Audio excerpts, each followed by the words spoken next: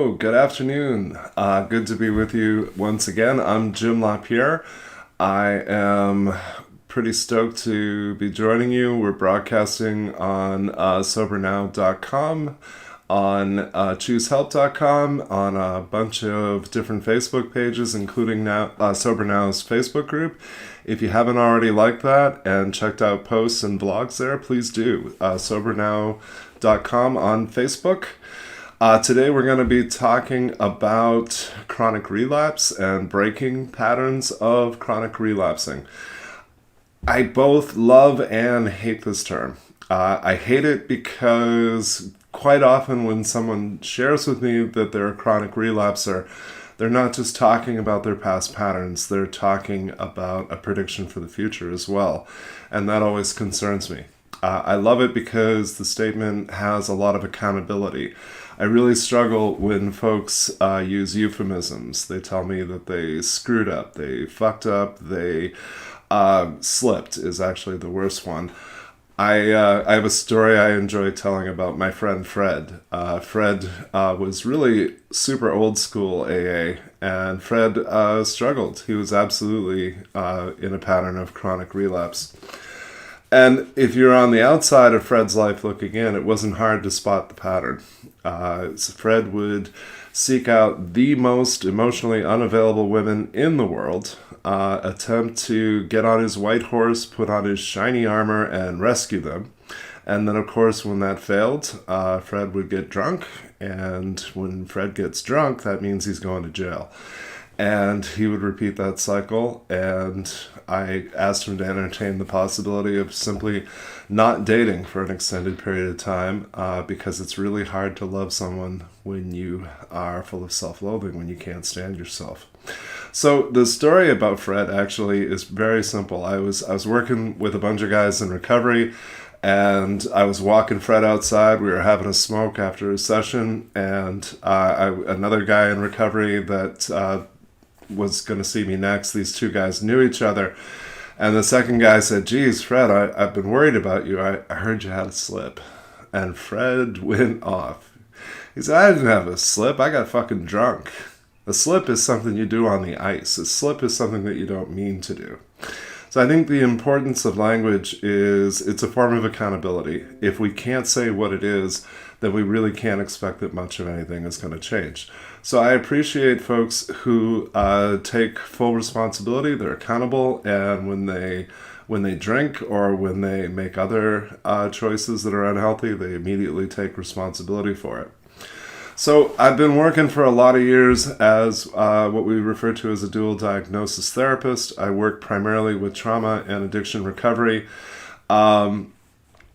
So over the years, I've noticed that we tend to reinvent the wheel every so often in what we call dual diagnosis treatment.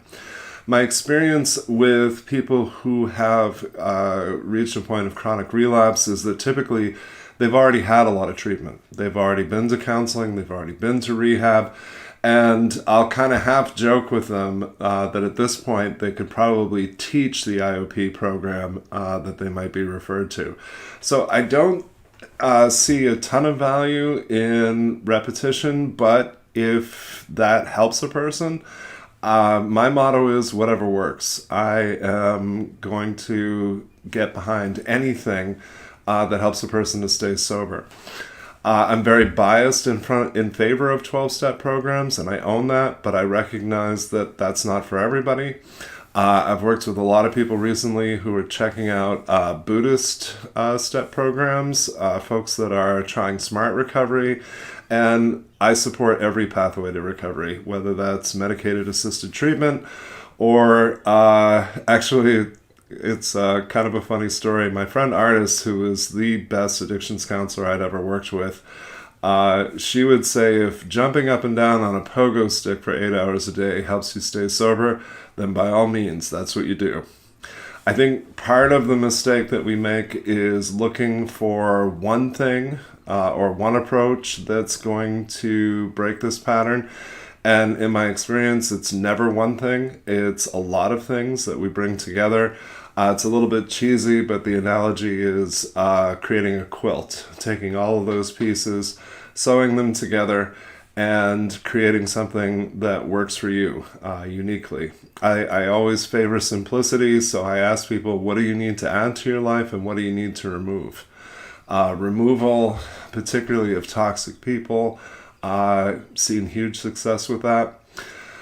Seen a lot of good things just coming out of adding healthy routines and habits and things that we do consistently. And I always want to encourage people to start with the basics of hydration and nutrition and exercise and doing anything in our power to get on a good sleep schedule. Always encourage folks to check in with their primary care physician. And I add to that, I don't mind if you lie to your partner, your boss, everybody else in their cap, but don't lie to your doctor. They can't treat what they don't know. So be honest. A lot of us tend to understate how much we drink or how long, how much we use and how often. Just put it all out on the table. Doesn't mean you necessarily have to follow the advice that's given to you, but at least it'll be educated and your doctor will have a better understanding of what to look for, particularly in things like liver enzymes. For those of us who can't afford to take the risk or the time or the money of going into treatment, that's a big part of why I created SoberNow.com. It's completely confidential to the point of absolute anonymity. I literally don't even need to know your name for you to access that program, and that's available at a super low cost at SoberNow.com. Please check that out. I want to, well, first let me pause and say, by all means, questions, comments, things that you'd like to chime in with, just chat on whatever interface. If you're on my Facebook or Sober Now's Facebook, just type in your questions on below this video stream, and I should be able to answer at least a few of those today. Really welcome any of your thoughts, any of your questions. So I want to talk about a concept that I've been kind of utilizing for a number of years now, and the idea is cumulative recovery. I want to break away from the idea, this kind of all or nothing thinking that we have, where the number of days sober is the end all be all. I say that every period of sobriety has value. But when people relapse, they often tell me that they've lost everything or that they're starting all over. And that simply isn't true. Even through the process of relapse, whether that's we went back to drinking or using for one day or for weeks or months or years at a time, we didn't lose past knowledge that we gained through the course of recovery. We didn't lose those experiences. And even if we are chronically relapsing, every time we have a healing experience, every time we gain some new skills or some new knowledge through the process of recovery, that has value. We haven't lost it, and we get to build on it. And so I think that allows us to break free of thinking about recovery only in a linear fashion. This idea that I'm either entirely moving forward or I'm going backwards. Life doesn't work that way. Recovery doesn't work that way.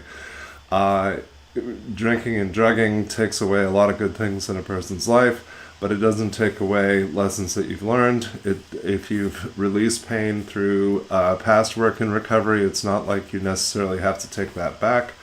And so I think what's important is that we consider how we're defining success, not just in harm reduction or in the number of days that we've been sober, but also, like, specifically, what are our goals? What do we want to accomplish?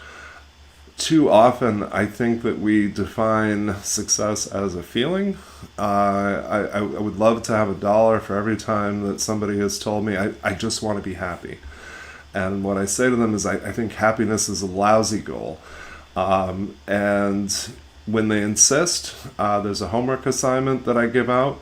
I'll say to people, I need you to go home and make a list of everything that you do that is in your control that makes you unhappy.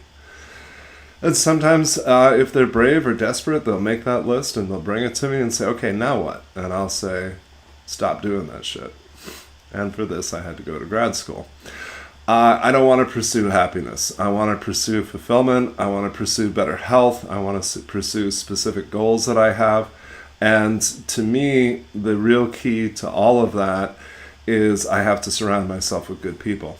And they're hard to find. I'll be honest. I mean, it's part of the reason why I love 12-step programs is that you can search the world over for people who are trying to not drink and drug and trying to change their lives. Or you can hit up a 12-step meeting and there they are. But I also have found that the folks that I'm most connected with were people that I met in group therapy, people that I met in psychiatric hospitals, in homeless shelters, in jails. That's where my tribe is. So again, we don't wear t-shirts that identify us, and I think we have to get a little bit brave, move outside of our comfort zone, and look for people that get it. And by it, I mean me. People that I know can relate to my experience. And primarily, I know that on an intuitive level. And if I seek them out where people tend to gather who are seeking freedom from addiction, and especially seeking freedom from trauma, then I get to meet folks like that and I get to connect with them. And I hear all the time about trust issues and about how scary it is to be vulnerable, and I get it, but I want to say to folks that we typically look at that in a very black and white way. So we're either totally got our walls up or we're totally putting our heart in somebody's hands. And in between those two extremes, like there's an opportunity to maybe have a cup of coffee and talk about, like what are your goals and what are you working towards? It's always amusing to me that for as much as I'm trained and educated, I most often quote Facebook memes. So I wanted to share this with you real quick. It's a meme that a good friend of mine in long-term recovery put up this morning. And it says, find people who can handle your darkest truths, who don't change the subject when you share your pain or try to make you feel bad for feeling bad. Find people who understand that we all struggle, some of us more than others, and that there's no weakness in admitting it. Find people who want to be real, however that looks and feels, and who want to be real too. Find people who get that life is hard, and who get that life is also beautiful, and who aren't afraid to honor both of those realities. Find people who help you feel more at home in your heart, in your mind, and in your body, and who take joy in your joy. I love befriending and connecting with other misfits because those are people who can be genuinely happy for my success, my family of origin, and people that have been in my life in the past were not happy for me. They viewed my success as some kind of threat or as though it necessitated taking a look at their own lives and maybe there's something wrong for them. So I need to know a lot of people who are working towards the same kind of goals that I am and seeking to overcome. I'm going to touch on a couple of quick points here and then we'll stop and see about questions. I think one of the shifts that we have to make in breaking patterns of long-term relapse is pretty simple, but pretty hard to do. And I think that shift is we have to move out of a problem-solving paradigm and into a relational paradigm. And what I mean by that is that you're not a problem to be solved. You're a person to be loved. And that inner critic, that voice that rages at you, that voice that tells you that you're not enough, it's lying. It's lying. And I know that a lot of us get stuck in isolation, we get stuck in depression, and the simple truth is that most of us get stuck in PTSD. I say whatever it takes to break free of those patterns is what we have to do. And I'll tell you just one more story about my friend Artis. Artis worked with a local gentleman who was notoriously in and out of treatment for about 30 years. In and out, would put together maybe a few days, maybe sometimes a couple of weeks, and then sure enough, he'd be back drinking in short order. So he came to my friend Artis. She had a reputation locally. She was the best around. And he said, I will do absolutely anything. I really need your help. What can I do? And she asked him the simplest question. Can you not drink today? And he said, well, yeah, I cannot drink today, but what about tomorrow? And she said, well, tomorrow I want you to come back. I want you to come see me for an hour a week, but I'm going to be outside here on my smoke break about every hour on the hour. So come by tomorrow about this time and we'll just talk for a few minutes. And so he did. He came by every day, Monday through Friday, and she asked him the same question over and over again. Can you not drink today? And on the weekends, she would suggest an AA meeting that she was going to be at, and she'd say, meet me there. And she kept asking him the same question for a full year every day. Can you not drink today? As simple as that approach is, it's effective. It's effective until we complicate it. It's effective until we start coming up with all the buts and all the reasons why it won't work. The bottom line that I'm always looking at is that we have to move away from why do I drink and towards how. In this case, how is an acronym for how do I get better. It stands for honesty, openness, and willingness. So I've heard a million reasons about why people drink. And what I notice is that for most of us, there's a lot of things that we stop doing before we go to relapse. So we stop going to meetings, we stop healthy habits, we stop reaching out to people that hold us accountable. There's a lot of things we stop doing. So why do I drink? Because I didn't know what else to do. Because every other option seemed impossible, too overwhelming, too scary. We drink to not feel. We drink to feel something that doesn't suck. I think, we drink to release pressure. We drink because we can't sleep. We drink because our dads weren't proud of us. Our moms didn't love us. A million different reasons. And I'm always looking at the bottom line. So to me, the bottom line is trauma. In 99% of the time, what's really pushing us back out is all of the secrets that we still hold, all of the pain that we're still carrying, and the triggers, the nightmares, the hypervigilance, the flashbacks, all of the things that typically, sadly, a lot of us take to our grave. One quick story, and then I'll answer some questions. I'm going to tell you a little bit about Judy. Judy is an amazing woman. I met Judy when she was in her mid-60s. She had been, again, a chronic relapser. She had known my friend Artis. They had worked together off and on for bits of time for over 20 years. So when Judy came in the last time to recovery, she came in by ambulance. She was evaluated. She spent weeks in a local hospital, and all of her doctors came to the same summary, essentially that she would need to go to a nursing home. She would not be able to take care of herself. I always say if you hang out in recovery long enough, you're going to get to see a lot of miracles, and Judy's one of those miracles. So what I saw in Judy was a woman who simply came to acceptance. She was desperate, and she knew that if she continued to drink, that she was going to die in very short order.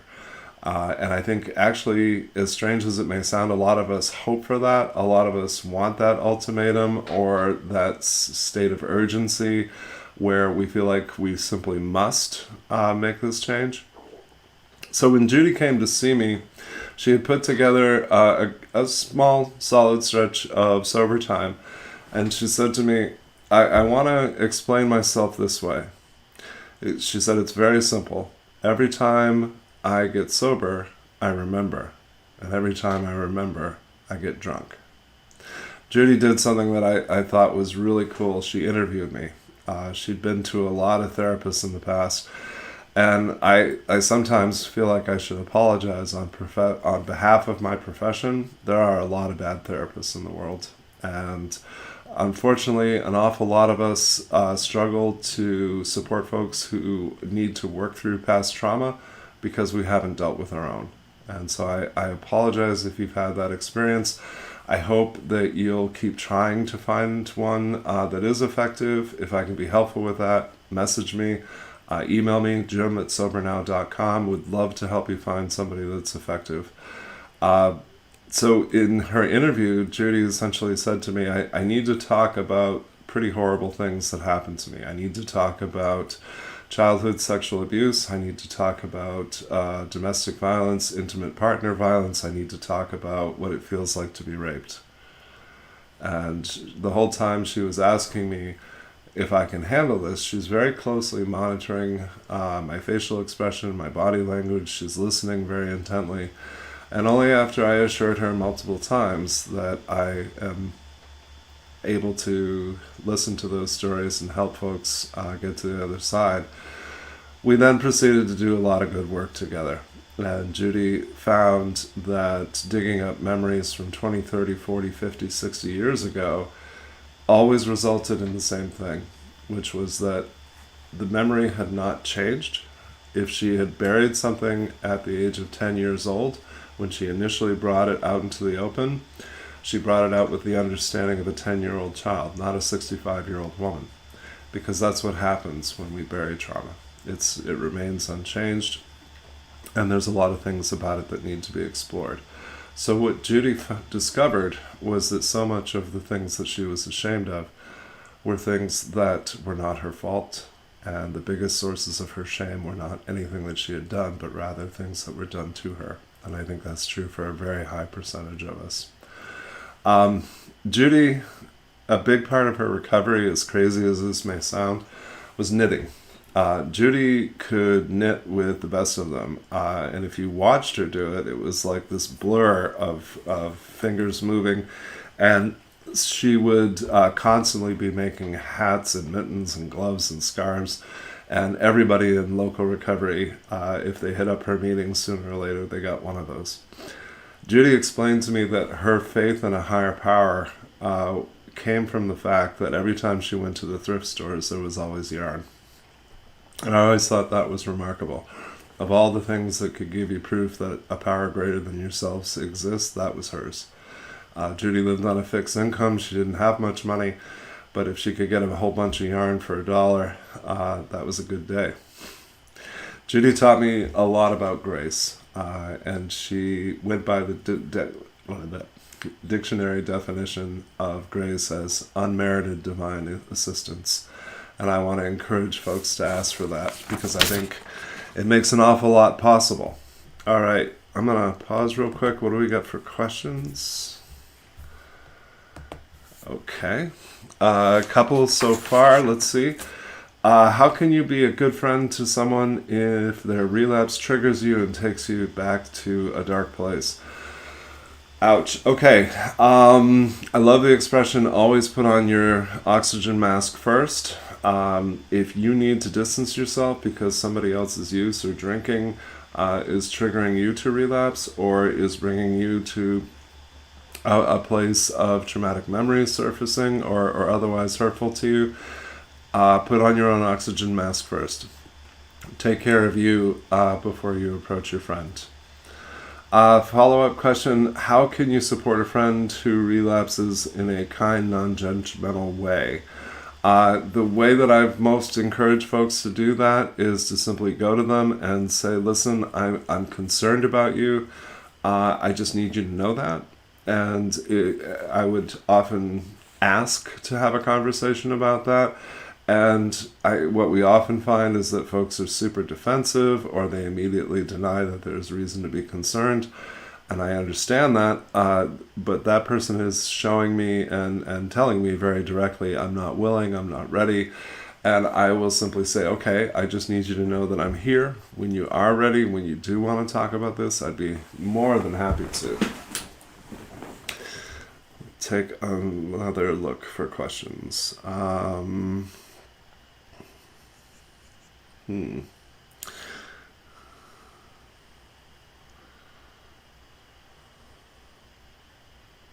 a very black and white way.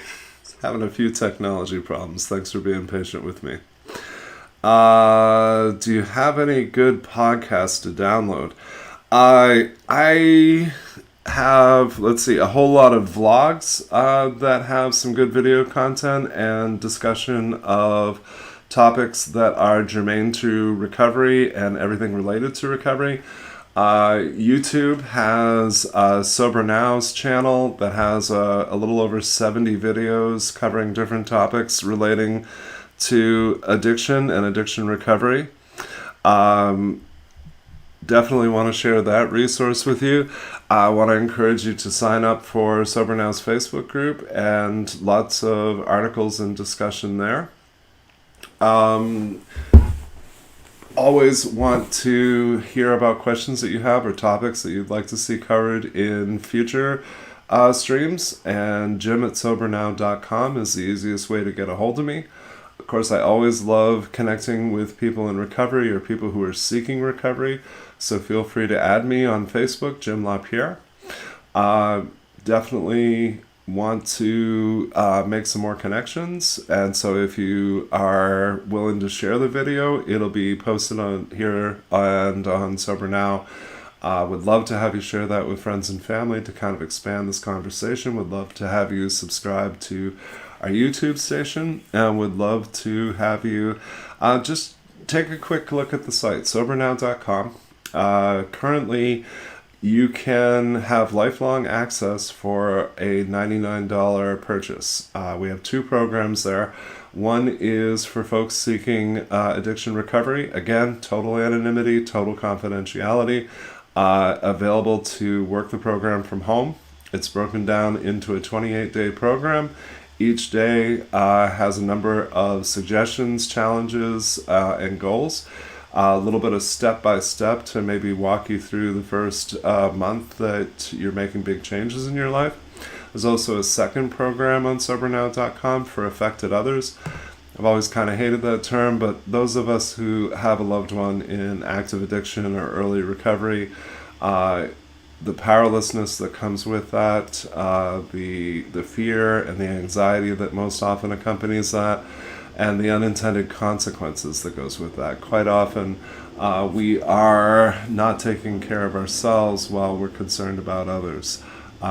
Most every day, I receive email or Instagram messages from folks who are deathly concerned about their loved one, and as soon as we start talking, I'll immediately ask how they're doing at taking care of themselves, and it's something that they've almost always lost sight of.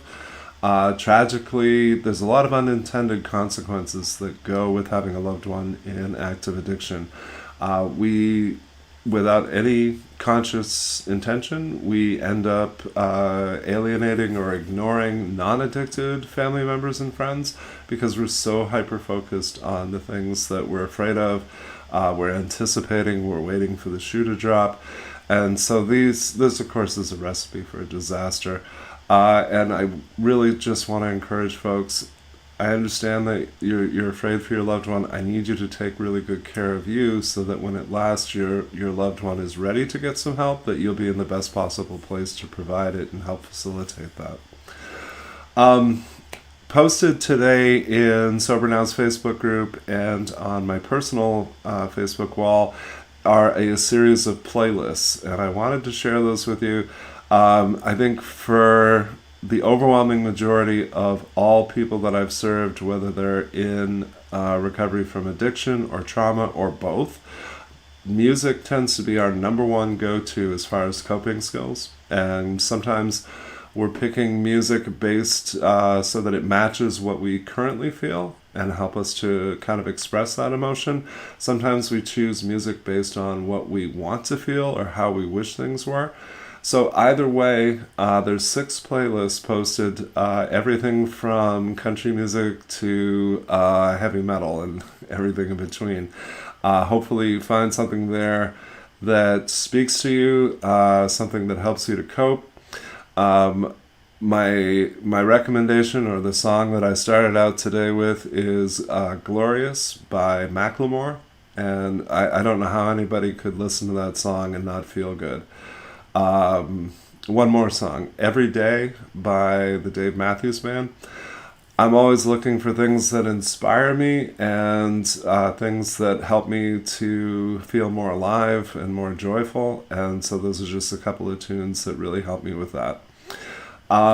Again, please connect with me. I'd love to hear from you, love to address questions that you have or topics that you want covered. I'm going to be signing off in just a moment, but again, Jim@sobernow.com is how you reach me, or friend me on Facebook as Jim LaPierre. check out the site, sobernow.com. One-time purchase price can get you lifelong access for now at just $99. Starting in a little later this summer, we're going to be moving to a subscription service where folks will pay monthly, but wanted to give you the chance to get in on this while it's still available as a one-time purchase. Going to be a lot of exclusive content there, as well as the 28-day programs that can get you well on your way. So that's it for today's stream. I'll be back noontime next week, 12 o'clock Eastern Time. And thank you for joining me. Thank you for liking and sharing the video. And again, please take excellent care of yourselves. Whether everything's a little bit harder right now, everything between the pandemic and everything else that's happening politically and everything that's happening in the world, I still will encourage you to take a really narrow focus. Look at what do you have control over and what don't you? Cope with the things you're powerless over. What are your goals in the short term? And who's holding you accountable for those? Who gets to encourage and support you? And what are you doing to find your tribe? So those are a few questions that I have for you. I would love to hear your answers, and I would love to hear questions that you have for me. Thank you. Take care. God bless.